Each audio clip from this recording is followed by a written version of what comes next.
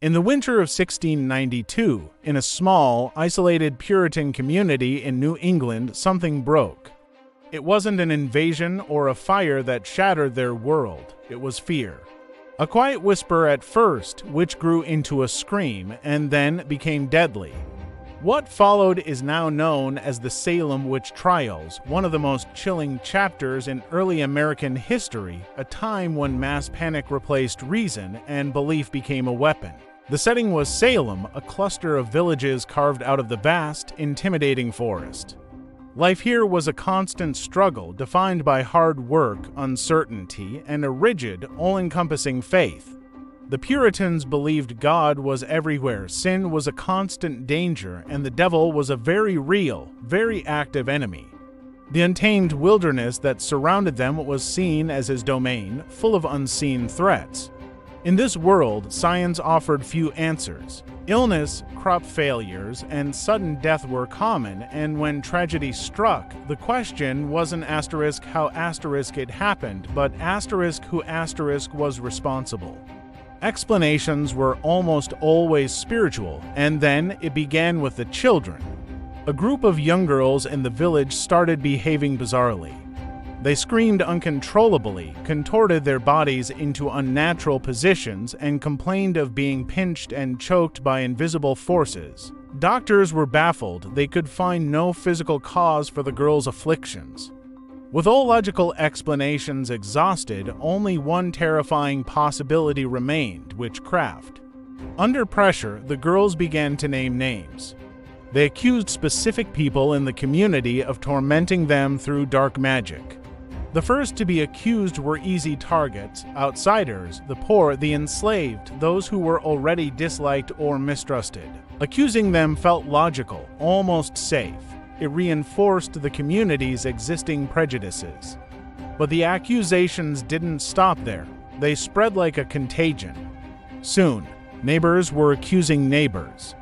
Servants accused their masters. Friends turned on friends. The idea of a demonic conspiracy took hold, feeding on deep-seated anxieties and rewarding those who participated with attention and a strange kind of power. Once an accusation was made, innocence became nearly impossible to prove. Any denial was seen as further proof of guilt. A calm demeanor was interpreted as the cold-hearted deception of a witch, while emotional distress was seen as the devil's trickery. There was no way out, and the authorities, terrified that their godly society was under attack from Satan himself, decided to act. They saw themselves as soldiers in a holy war where hesitation was a sin. Special courts were convened, and the normal standards of evidence were completely abandoned. The most damning development was the acceptance of spectral evidence, testimony from the afflicted girls that an accused person as spirit or specter had appeared to them in a dream or vision and caused them harm. This was a legal catastrophe. How could anyone defend themselves against a crime their spirit allegedly committed while their physical body was somewhere else? The system was designed to produce convictions. If someone said your ghost hurt them, you were likely doomed. If you confessed, you might be spared execution, but only if you named other witches, feeding the ever-growing fire of paranoia. The trials began to sustain themselves. A key figure amplifying the hysteria was Cotton Mather, a prominent and highly respected minister from Boston. He was a learned man who genuinely believed in the reality of witchcraft and had written extensively on the subject. While he later expressed some reservations about the trial procedures, his influential writings helped legitimize the proceedings in the eyes of the public. Too many. This wasn't madness, it was righteous justice. By the summer of 1692, Salem was a community tearing itself apart. The jails overflowed with the accused, families were destroyed. Children testified against their own parents. Husbands stood by helplessly as their wives were condemned to die.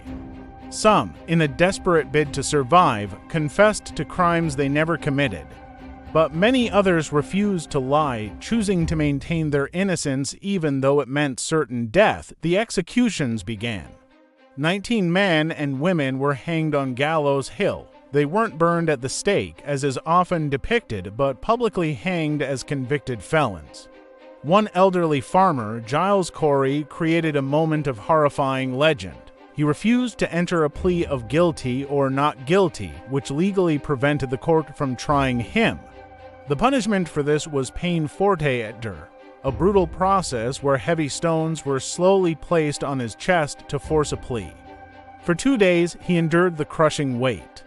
His final reported words were a defiant challenge, more weight. He died without ever entering a plea, and his death was a stark symbol of the court's cruelty. In total, beyond the 19 who were hanged and the one pressed to death, several more died in the squalid, freezing prison conditions. All of them were innocent. No witches were ever found in Salem. Then, almost as quickly as it began, the fever of panic broke. The accusations started to go too far, reaching some of the most respected members of society, including the wife of the colonial governor. The powerful figures who had supported the trials suddenly found themselves threatened. Public doubt, which had been simmering beneath the surface, finally erupted. Influential leaders began to openly question the reliance on spectral evidence. The turning point had been reached. In the fall, the governor intervened. He shut down the special court and released the remaining prisoners. The trials were over. And in the silence that followed, the people of Salem were left to confront the terrible reality of what they had done. In the years that followed, there were apologies and attempts at reconciliation. Some of the judges publicly confessed their guilt. Jurors signed petitions asking for forgiveness. The government offered financial compensation to the families of the victims, but the damage was permanent. Lives were lost, trust was shattered, and the community was forever scarred. Salem became a cautionary tale, a name synonymous with injustice and mass hysteria. The Salem Witch Trials were never really about witches. They were about what happens when fear is given power. They demonstrate how quickly a society, even a deeply religious one, can abandon its principles of fairness when panic feels righteous. They show how belief, when unchecked, can crush evidence, and how institutions designed to protect people can become instruments of terror when driven by absolute certainty instead of healthy skepticism. This is why the story of Salem still matters so profoundly today. It is a timeless reminder that hysteria doesn't require ignorance, it only requires fear and the permission to act on it. It teaches us that rumors and accusations can become deadly when they are amplified by authority. And it warns us that moral certainty, the uncheckable belief that you are on the side of good, can be the most blinding force of all. The people of Salem genuinely believed they were fighting a battle against evil to save their world.